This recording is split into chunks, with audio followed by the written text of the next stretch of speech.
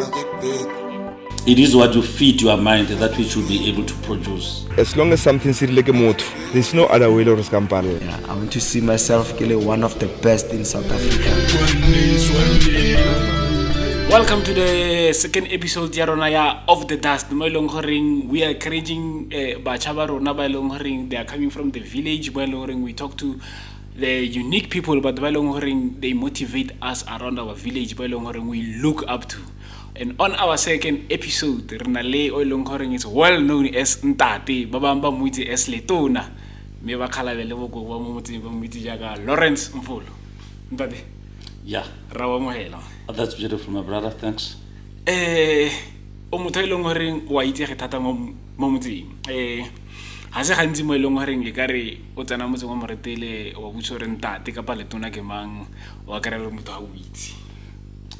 Yeah, that's why in some instances, when somebody those who actually know me, they would ask or Lawrence Mfolo na if he says no about so that is how popular I am. You see, you cannot come here and go without knowing or seeing or hearing about me. So that's how popular you are. Yeah.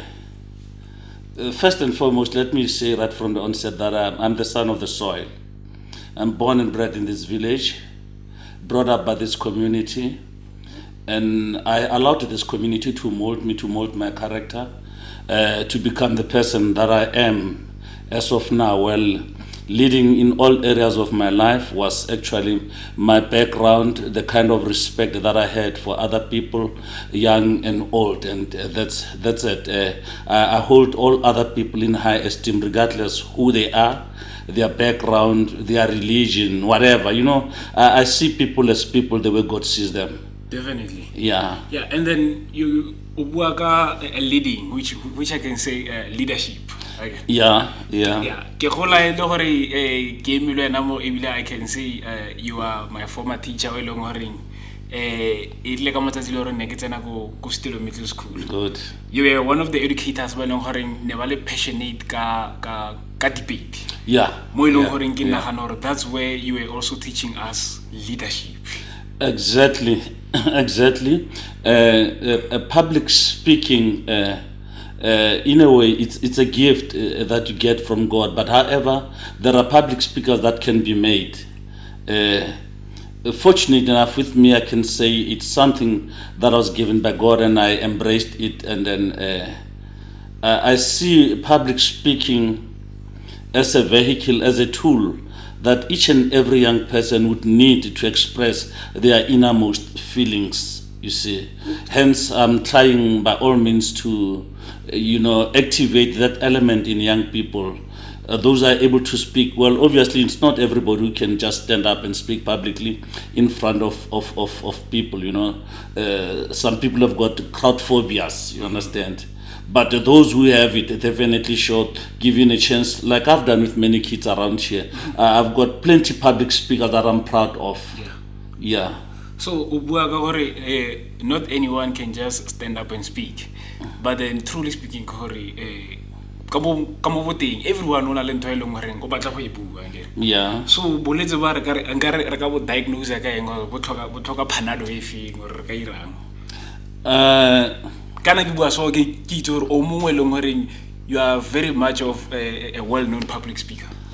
Yeah, I gave other people a chance to groom me. It is very interesting that I started my first public speech at Sutelong Junior Secondary School then. Yeah. That's when it started around 1976. And interestingly enough, the guys who taught us, some of them were not properly qualified educators, but they did a very good work. Sure. In grooming us to become the people that we were. It was not about qualification, but it was out of the passion that those guys had. I remember one of them was Mr. Makonjwa. I'm not sure whether he's still alive or not at the moment. And we had Mr. Makatu. And I must say I'm fortunate enough to have gone through the hands of such people. When we started at Sutelo Secondary, I saw its birth. We were the first students, and I saw its death. I was among the last teachers who taught at that school when it was closed. Yeah. So I've seen its beginning and its end. And it's early. Yeah, I could write a story about that. Definitely. Yeah. It's a journey from the beginning straight to the end. Exactly, my brother. And then this journey is similar to 1976. Yes. So yes. now, whenever someone mentions 1976, it's well known as the June 16 is similar to Yeah. so on. Yeah. And then we're standing here, we're doing this interview June Good. Good. So mo batjheng ba long reng ke rona batjha ba today and then batjha ba mo motseng wa utlwisisa Yeah. mo journey e leng reng you've been going more yona since your first public speech you feeling ka 1976 Yeah. go fitla yaanong briefly ka mo le reng o bone different generations ka the generation ya bianong what's like if nka o kopa go ra describe the generation ya bianong we bonang specifically maybe ya mo motseng wa rona ba mo retile o ka reng ka mafoko a mabedi a mararo. Yeah. The thing is, it wouldn't be fair for us to bring about comparisons and trying to bring about similarities between the then youth, the 1976 youth, and the current youth. You see, everything is dictated to us by time, you know. June 16 was like a wave of wind that was coming by, that was passing through. Nobody could stop it. I want to believe that from a Christian perspective, it was within God's plan that things should happen in that way, right?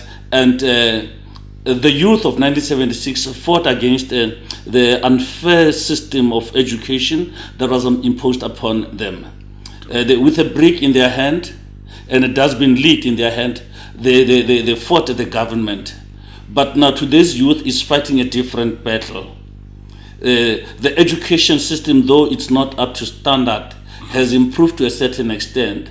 But today's youth is confronted by social-related issues, drug and substance abuse, family feuds, divorces, rejection of children by their parents, peer pressure. You know, there's a lot that is happening to the youth. So comparing them with today's youth, with the 1976 youth, would be quite unfair because the situation is completely different and the battle is not the same. Truly, the battle is not the same. But then, or the youth of 1976, they thought what we were fighting, which was the education system, the Africans. Yeah. With a brick and a dustbin lid. Yeah. Yeah. But then, how about the generation yano? Why okare generation yano?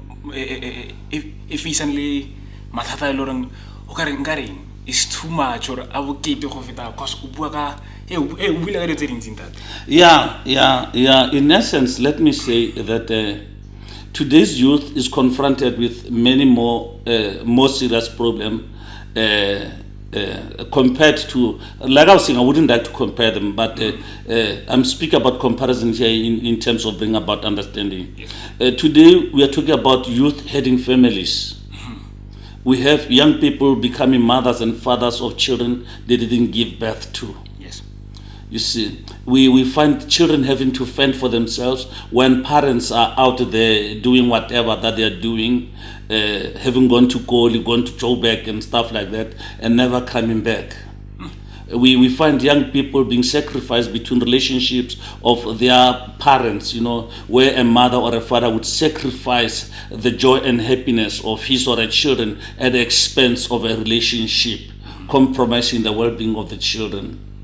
You see, we find young people today confronted with the use of drugs, peer pressure, nyaupe especially, and you know, the lawlessness that was brought about by, you know, it is not everything that was good that was brought about by democracy.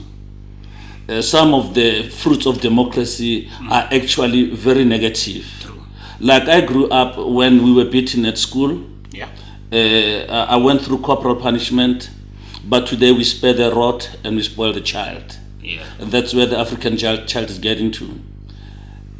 Interestingly enough, the people who are coming with these laws have gone through the stick themselves to become presidents and ministers. They went through those punishment and they became the people that they are today. And today they are against the system that has produced them. So go ya ka wena ga o bua ka what an African child is becoming. Because o bua ka taba ya gore go na le phetogo e ntsi. Yeah. Yeah. So ga re lebella phetogo is it more of the negative or it has more of positives? The change, my brother, I would say, is much of a cosmetic change, because it's policies that are changing, but without preparing people to be acceptive of policies and understand them. Like, for instance, a person can go about insulting other people or making noise, and it talks about freedom of speech. Whilst your freedom of speech mustn't infringe the freedom of other people who don't want to listen to you. Definitely. You see, so people need to be workshopped, people need to be taught, the limits and the limits of this freedom, you see. Right?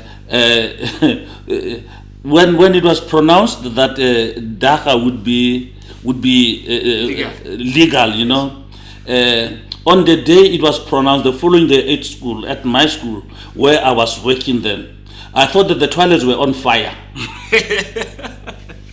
Wow. Because there was smoke, coming out through the windows and the roof of the toilets. Wow. And the boys were smoking because nobody told them the limits. How is that supposed to be done? You see? So when those who are imposing laws, if they can explain the laws to the people at the ground and bring about understanding, then definitely. Yeah. No, and then ubua ka gore the day after the daga was announced to be legal. Yeah. And then ubua ka gore the school that you were working at. Yeah. So we are Rubitsi ule morutabana. Good. So no ubua ka gore the school that you were working at king or like o fetotse sekolo kapa maemo ke maemo a ntseng yang ka seswana. Yeah, I would respond to that one from a very Christian point of view. Yes. When Abraham, when he was at his ripe age, when he was almost over 100 years of age, when he had everything, when his wealth and everything was gathered around him, and then God ordered him to go. Whilst there were other young people whom God could have instructed to go, but he ordered a man who was well established, who had everything, and he said, "Go, I will take you to the land that I've kept for you." Yes. And then Abraham didn't question. It was about time for him to move. So in these words, I want to say that my responsibility, my task of being in the classroom and teaching have reached its limits. So I want to take teaching to another level. Teaching outside the classroom, and that answers the question that you'd understand that I'm an ordained pastor. Yes. So I'm into going to full-time ministry. Wow. And the other thing that motivated me to quit is actually, much as I said that I'm brought up in this community, I raised up here. I haven't seen tremendous changes in my village, politically, socially, and otherwise. Yes. I think that much as I've said that I was brought up by this community and molded by it, I want to serve it. I want to spend the remaining time of my life plowing back to my community, ensuring that there is development, there is progress, ensuring that those who are hungry don't go to bed in an empty stomach. Wow, that's so if you know tamola or the reason that you quit. Yeah. So get tlhalanya gore dingwaga ne se di fitlhe, but then o bone gore tsela go quit. I'm almost there. Yes. I was just 12 months short. Oh. of exiting the system officially. Wow, just 12 months. Yeah, 12 months. But then there is yet another door that I was knocking at that wouldn't allow me to stay for 12 months at work. Yes. So I did that because of you'd understand that as young people know, it's not every door that is closed that is locked. True. You see. So as a person as well, I've been knocking on other doors, and one of them is open. So it wouldn't allow me to stay for another 12 months, lest I forfeit and miss the entrance. You know, it's very inspirational.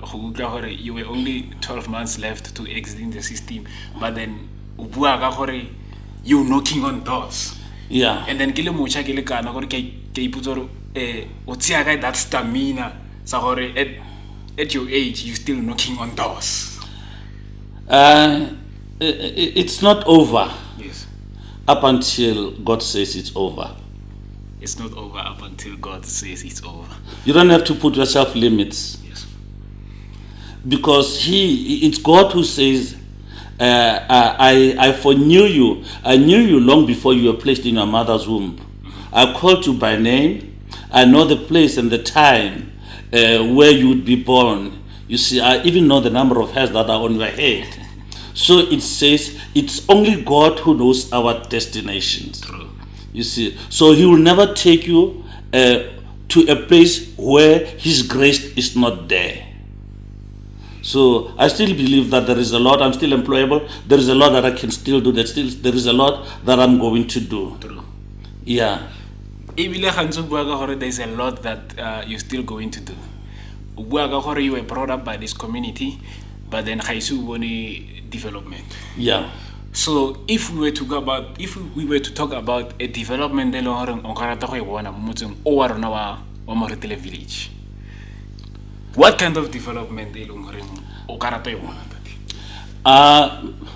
the kind of development that I would like to see taking place in my village here is to see young people getting opportunities of employment or even starting their own businesses. Yes. You see, it's to see our school developing. I taught at Ikaneng High School. We have been using pit toilets up until now, up until my exit. That doesn't in any way bring about the dignity of what the youth of 1976 fought for. We still have schools, Ikaneng, outside Ikaneng as an example, because it's the school where I worked. Like many more other schools, it doesn't have a library, let alone a laboratory. Wow. Science becomes fiction. How do you study science without a proper laboratory? How do you gather facts and be able to respond to question papers in an examination when you do not have a library? So, those are some of the challenges, so some of the developments that I would like to see taking place in my village. There are highly poverty-stricken people in this village. And remember, when I speak about poverty, I myself I'm a product of poverty. I was brought up as an orphan. I grew up in a mud house. I lost both my mother and my father at a very tender age. I had nobody to take me to school. Fortunate enough, Mudimo Agasuti me everything. Yes. I got a bursary when I was doing Form 1 then. I got a bursary from Form 1, Form 2, Form 3, up until I did Matric. And having passed Matric, without funds to take me any further, I went and worked as a private teacher. And I went to work as well at Tabazimbi in the mine. And from Tabazimbi, I went to private teaching once more. And God was on my side, I must say. Yeah. I once more got a bursary, and I went and furthered my studies at Moretele College of Education. Wow. Where I became a qualified teacher 7 years after I passed Matric. Wow. So I stayed for 7 years loitering. So this, I want to believe, should be an inspiration to somebody who's sitting on his or her matric and having nothing to do now. It's never too late. It's only a question of determination. Question of determination. Speaking of question of determination, just like as much as you're saying, on these 7 years you were loitering. Just take me a little bit, because that's a very inspirational journey. Yeah. In these 7 years, how was life in these 7 years? Those are some of the most difficult and most memorable times of my life. It was during that period that I hustled for life. It was during that period that I found my direction in life.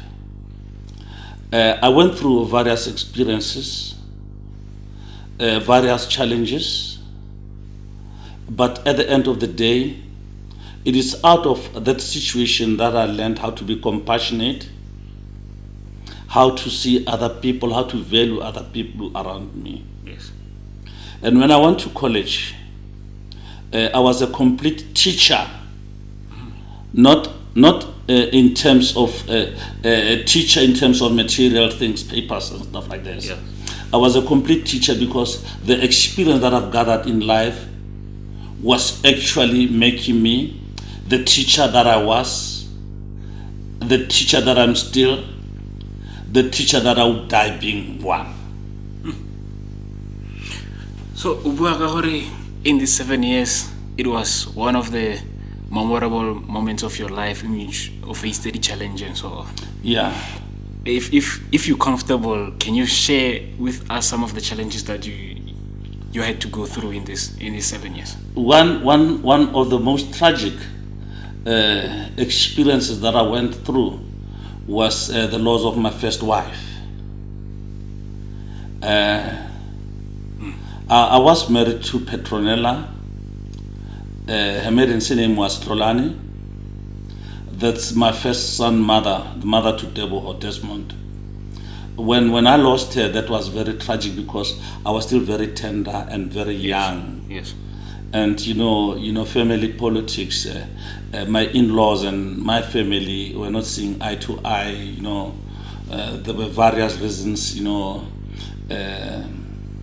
To a certain extent, they wanted to blame me for the death of my wife. Wow.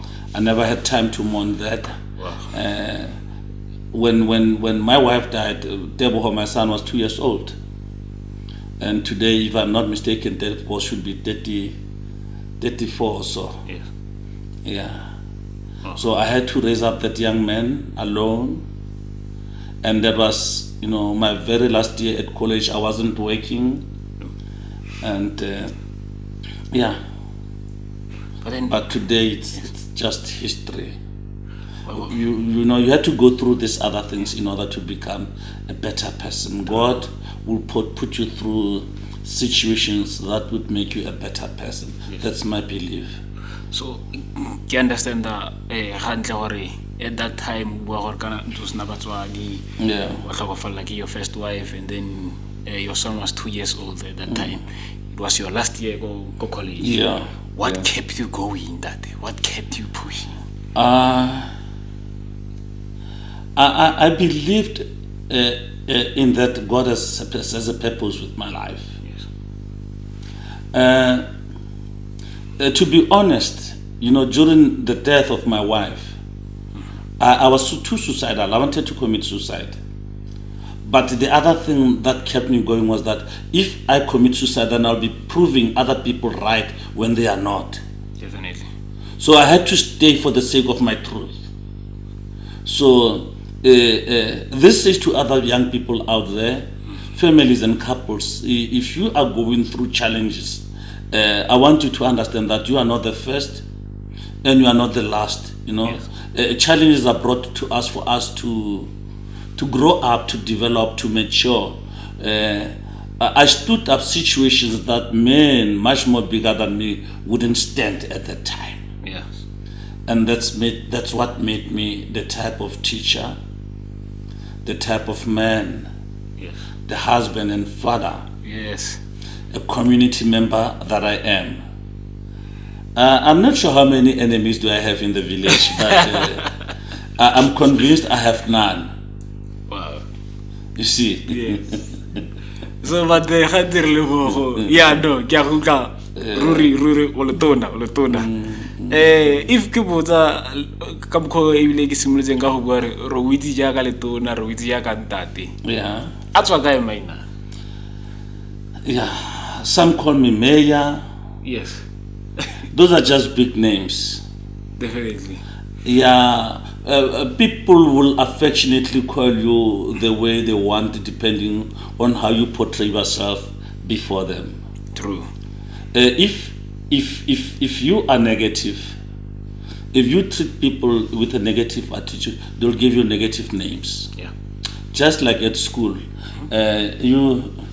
you can ask any teacher or Motaka nickname, they don't know them. yeah no But they've got nicknames depending on how they relate with their learners.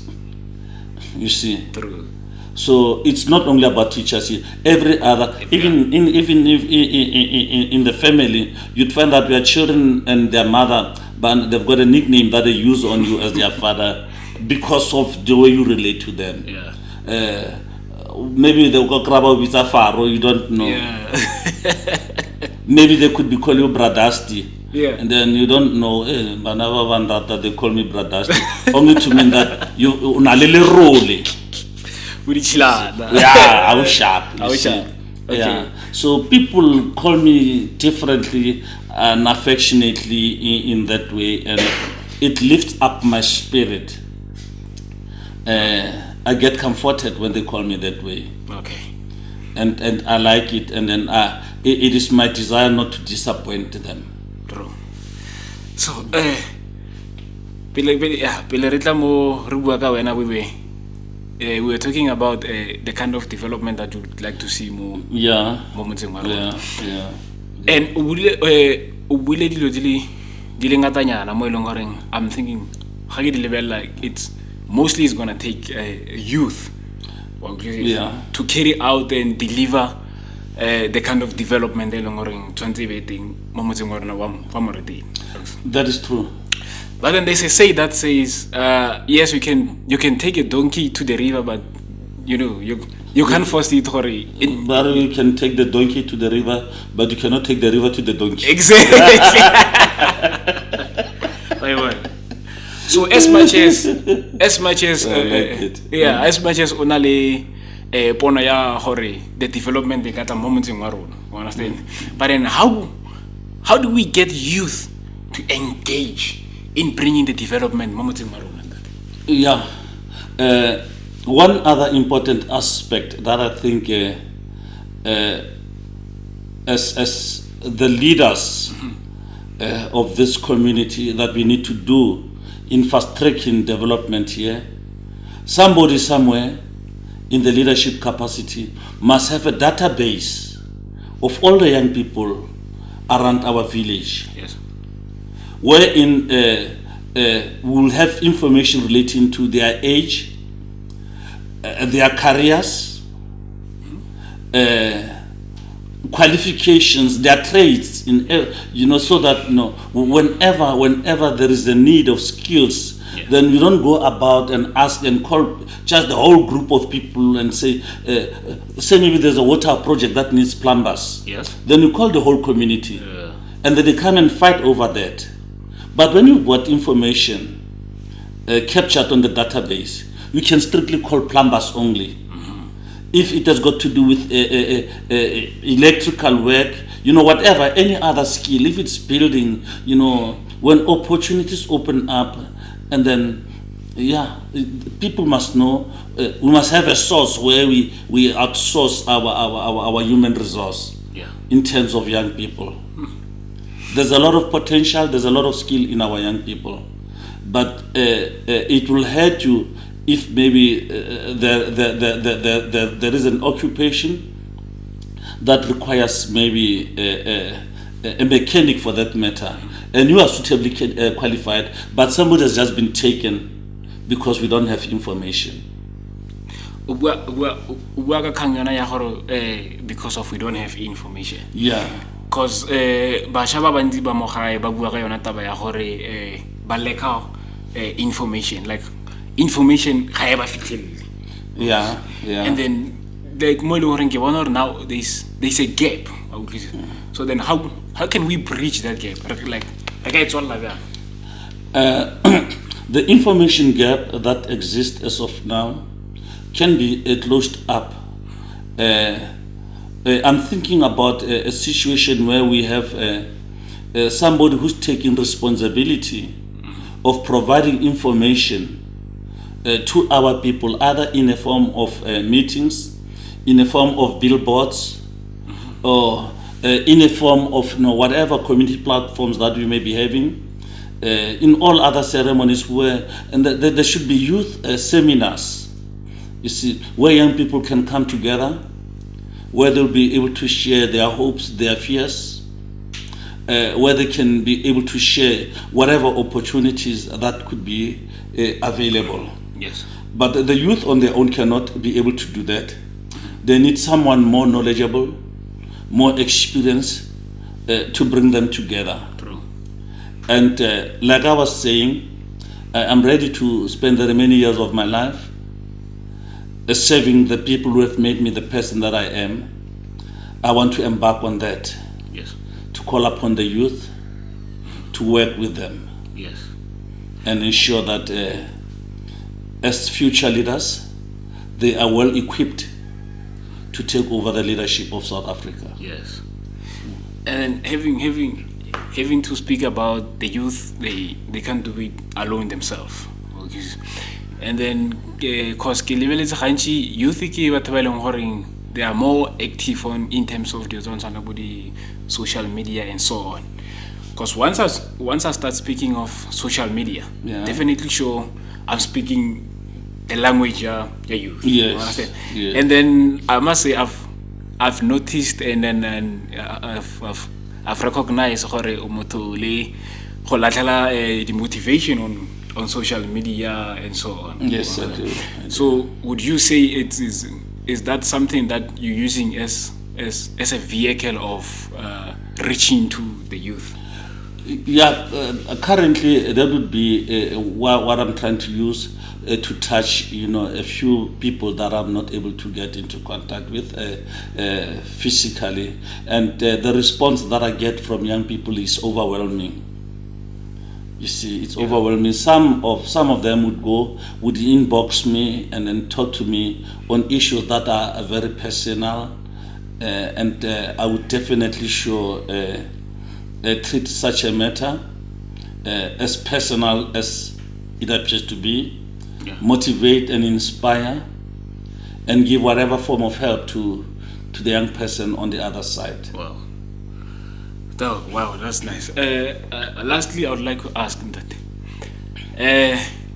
toro ya gago ya motšha wa moretele mo e leng gore e kare ga o kare o ntse wa utlwela gore o ikutlwa le gore o thabile mo pelong o lokologile ke ga o ke gore o bona motšha wa moretele e o bona motho o moya. My dream is to see motšha wa moretele analyze self-worth, analyze self-value, analyze self-respect. To respect yourself. It's something much more greater than any other thought that I have. You see, I would like to see a young people by my village, badumela mo bona. They must believe in themselves. They must believe that they've got the capabilities. They must believe that the situations in which they find themselves now does not determine where they are getting to. Yes. I want to see them understanding that problems are just like a detour. Well, when you drive on a road, say maybe it's a tarred road, and then somewhere it says detour. Maybe the road is just being fixed, so you must get off the road and get into the gravel road for a while. It's just for a while. We're off ramp. You'll get back to the road. So they must understand, no, a detour, it's not the end of the road. Something is being prepared on your way to make it much more better for you. You have to learn and understand the experience of people who are going on that gravel road as you get off the tar road of life. Yes. Self-respect, self-love, self-motivation. Those are the keywords that I would like our young people to live with. Well, And to view their bodies as the temple of the Lord. And to understand above all that they're not just going to be young people for the whole of their lives. They're going to be mothers and fathers to other people, husbands and wives to other people, and not so long. That's what I would like to see in them. wow, indeed, ke a dumela hore he re ka bona batjha ba rona ba le on that standard, our community definitely, because I remember I once read something where they say a village is not a place, but it's the people. Yeah. So I believe if we can be able to have self-worth, self-respect, yeah, and then definitely our mindset, yeah, Rona, it will be different. This won't be a village. Yeah. But then as much as you would love to see us having self-respect, self-worth, respecting our bodies, knowing how it's a temple of God. How reliability at this current point, where are we getting it wrong?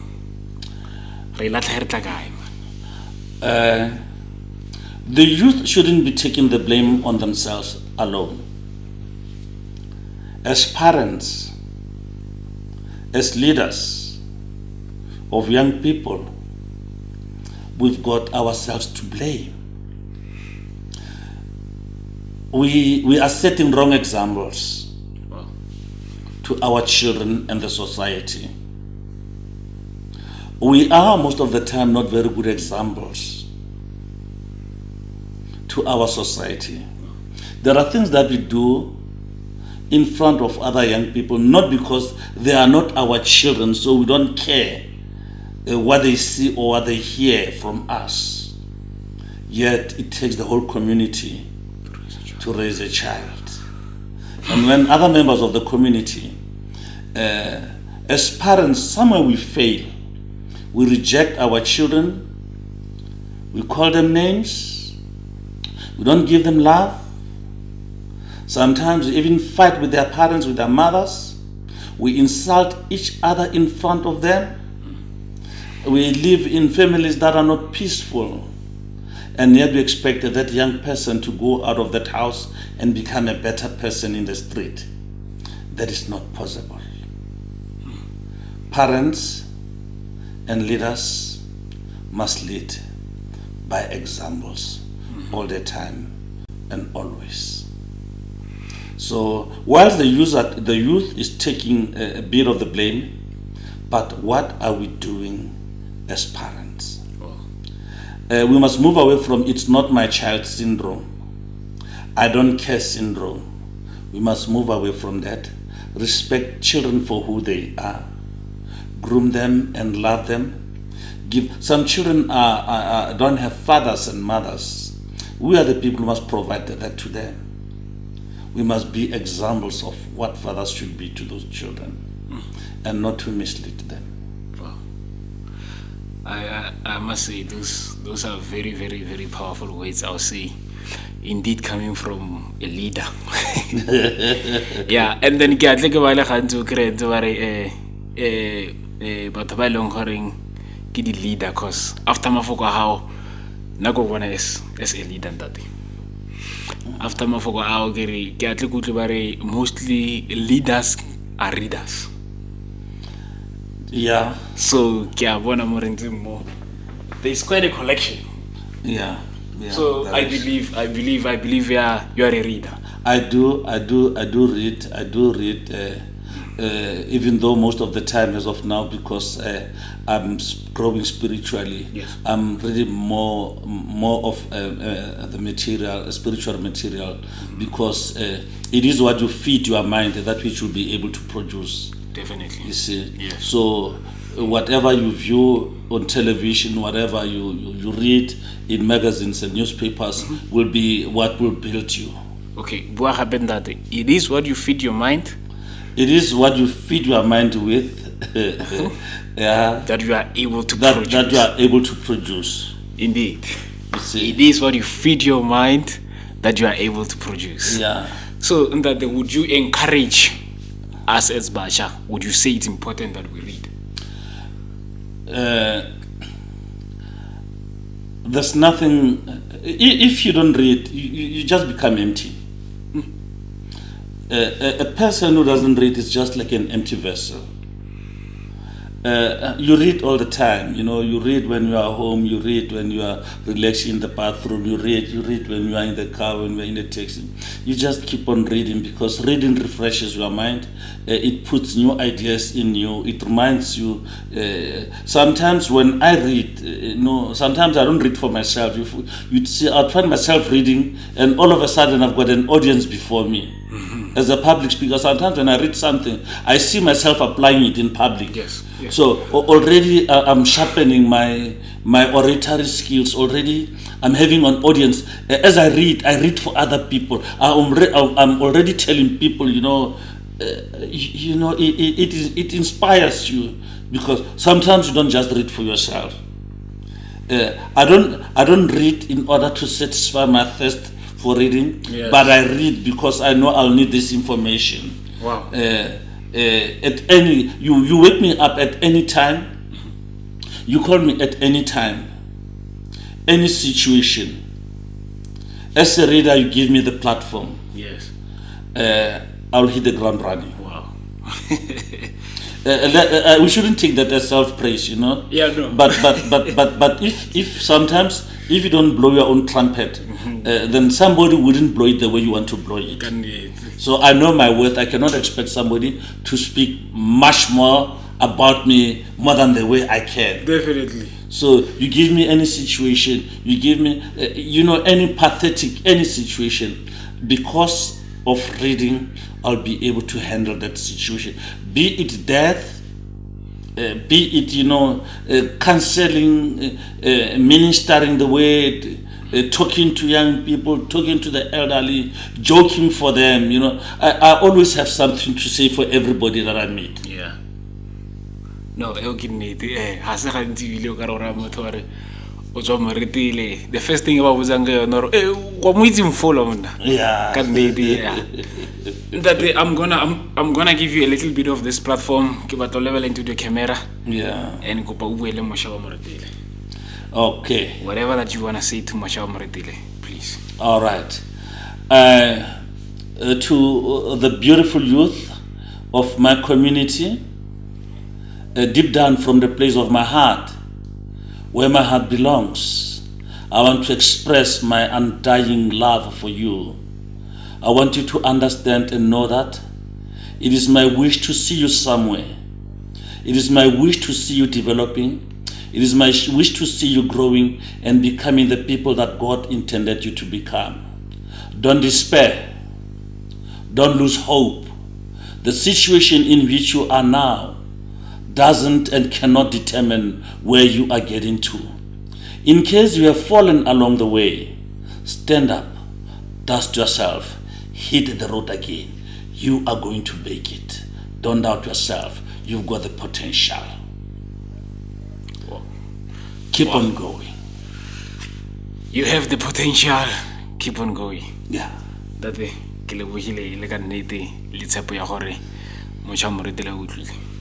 Wonderful, my brother. Thank you very much. And then that sums up our second episode of The Dust. Thank you.